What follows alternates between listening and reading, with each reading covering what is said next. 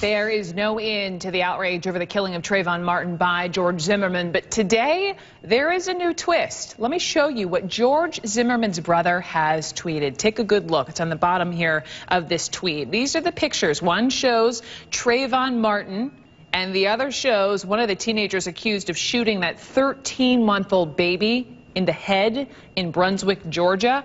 The pictures show both teenagers flipping the bird. Now, this brother here went on to quote what the baby's mother says the suspect said to her and the threat Trayvon Martin allegedly made against George Zimmerman the night Martin was shot. Sunny Hostin is on the case, and Sunny, Robert Zimmerman has been one of George Zimmerman's staunchest defenders. You just talked to him. What did he say? Why did he do this? Yeah, I spoke to him for about 45 minutes, and you know, anyone that knows Robert Zimmerman and that has spoken to him knows he is very passionate about his family, very, very supportive of his brother, and he said he understands that the tweet may have been offensive to many. He apologizes for it. He also mentioned that he understands that this is still a very sensitive topic, but what he really takes issue with is that he believes that the media has unfairly portrayed this case. He said to me that he feels that the picture of Trayvon Martin that we just showed was Trayvon's digital signature to the world, because it was Trayvon Martin himself that placed that photograph out there, and that is what he says he meant by that.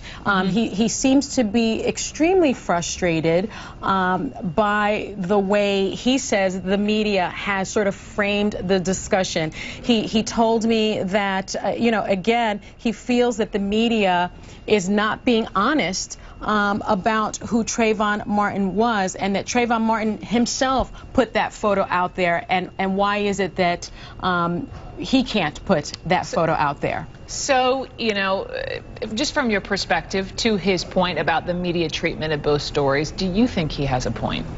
You know, I think many people do believe that as the story has been developed more, that there are two sides to this story, and that perhaps initially the Zimmerman family's story wasn't accurately depicted. And I think that Robert Zimmerman, in many respects, feels that it is his duty to put that out there. I mean, he certainly discussed with me how this has changed the lives of his family. And while they acknowledge George Zimmerman is still alive, he acknowledged that his family has not lost a brother and a son, as the Martin family has. Their lives have been destroyed. They received death threats. And so he really feels very frustrated about how, I guess, the story has been framed. And then, you know, let's just keep in mind, big picture, that George Zimmerman is scheduled to go on trial in June for the killing of Trayvon Martin. And when it comes to, you know, the brothers' tweets, such as this one, does he need to stop what he's doing? I mean, could this actually hurt this case?